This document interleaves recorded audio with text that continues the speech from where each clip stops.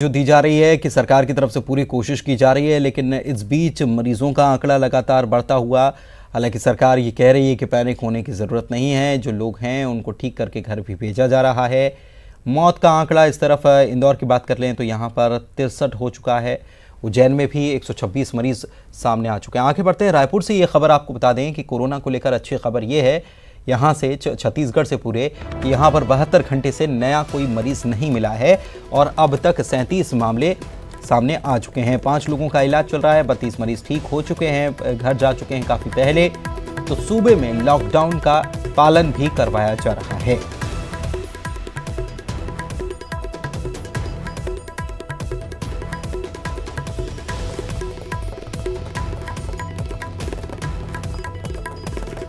तो छत्तीसगढ़ से ये खबर है कि यहाँ पर अच्छी बात यह है कि बीते 72 घंटे में कोई नया मरीज सामने नहीं आया है और इसके बावजूद स्वास्थ्य मंत्री जो हैं टी.एस. सिंहदेव, उन्होंने कहा है कि अच्छी बात ज़रूर है, हमको कामयाबी ज़रूर मिल रही है, लेकिन इसके साथ ही हमें कई सारी बातों का अभी भी ख्याल रखना है। और साथ ही रायपुर की बात कर ली जाए तो यहाँ पर डीजीपी ने सभी ज़िले की सीमाओं को सील करने के लिए कह दिया गया है कि बग़ैर ज़रूरत के आवागमन ना हो एक ज़िले से दूसरे ज़िले में, इस बात का भी ख्याल रखा जाए। पुलिस जो कर्मी तैनात हैं उनका भी टेस्ट होगा, ये भी कहा गया। और इधर मध्य प्रदेश की सरकार के पहल पर हरियाणा से प्रदेश के करीब 1,500 श्रमिकों की वापसी का काम शुरू कर दिया गया है। खनिज संसाधन विभाग के प्रमुख सचिव नीरज मंडलोई ने इस मसले पर हरियाणा सरकार के अधिकारियों से बात की और हरियाणा राज्य परिवहन निगम की 45 बसें 1,350 श्रमिकों को लेकर रवाना हो चुकी हैं। ये बसें आज शाम तक ग्वालियर पहुंच जाएंगी। ग्वालियर जिला प्रशासन को निर्देश दे दिए गए हैं कि इन श्रमिकों के लिए ज़रूरी इंतजाम कर लिए जाएं और उन्हें उनके ज़िलों में रवाना किया जाए।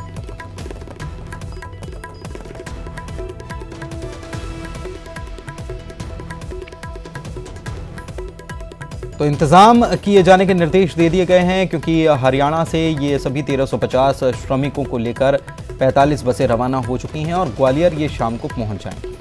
अब यहाँ पर ये जब पहुंचेंगे तो इनके लिए इंतज़ाम करना ज़रूरी है और ज़िला प्रशासन जो है उसको इस बात के निर्देश दे दिए गए हैं। पूजा हमारे सहयोगी हमारे साथ जुड़ी हुई हैं, जानकारी उनसे लेते हैं। पूजा, क्या इनको ग्वालियर आने के बाद क्या 14 दिन के लिए क्वारंटीन किया जाएगा? देखिए, जिस तरीके से बाहर के राज्यों से अपने राज्य पहुंच रहे हैं लोग, सरकार का फोकस ये है कि किसी को भी असुविधा ना हो और उनकी सेहत का भी खास ख्याल रखा जाए।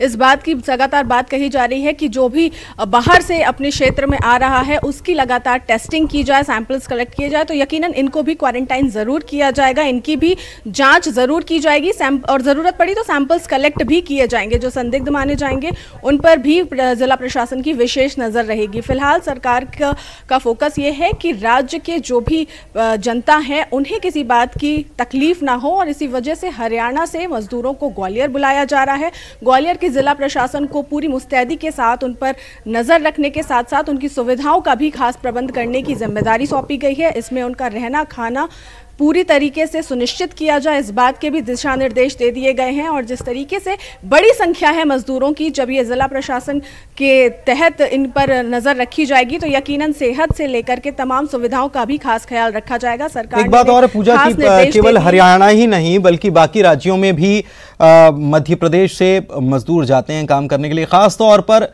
गुजरात में बड़ी संख्या में मजदूर जाते हैं, जो कि झाबुआ क्षेत्र जो है वहां से बड़ी संख्या में मजदूर गुजरात जाते हैं काम के सिलसिले में। क्या वहां से भी सरकार से बात हो रही है? सरकार इस मसले पर क्या कर रही है? देखिए, सरकार चरणबद्ध तरीके से अपनी प्लानिंग को प्लॉटिंग करती हुई नजर आ रही है। इससे पहले जो स्टूडेंट्स थे उन्हें भी बाहर से बुलाया गया था, सिर्फ दूसरे राज्योयों के ही नहीं बल्कि विदेशों के भी जो स्टूडेंट्स फंसे हुए थे और वीडियो के जरिए उन्होंने सरकार से मदद मांगी थी, उस पर भी सरकार लगातार चिंतनीय होकर संज्ञान लेते हुए उन्हें वापस बुलाने की उन्होंने पहल की थी। और स्टूडेंट्स के बाद अब मजदूरों पर भी खास फोकस है। जहाँ जहाँ से उन्हें इनपुट मिल रहा है कि यहाँ राज्य के मजदूर फंसे हुए हैं, उन्हें बुलाने की व्यवस्था सुनिश्चित निश्चित की जा रही है और उनके बुलाने के साथ ही स्वास्थ्य से लेकर के खान पान और रहने तक की व्यवस्था जिस भी जिले में आ रहे हैं उन जिला प्रशासन को सौंपी जा रही है। तो यकीनन कह सकते हैं कि और भी अगर कहीं से इनपुट आता है और भी कहीं से लोगों की बात सामने आती है तो जरूर सरकार इस ओर ध्यान देगी। शुक्रिया आपका इस जानकारी के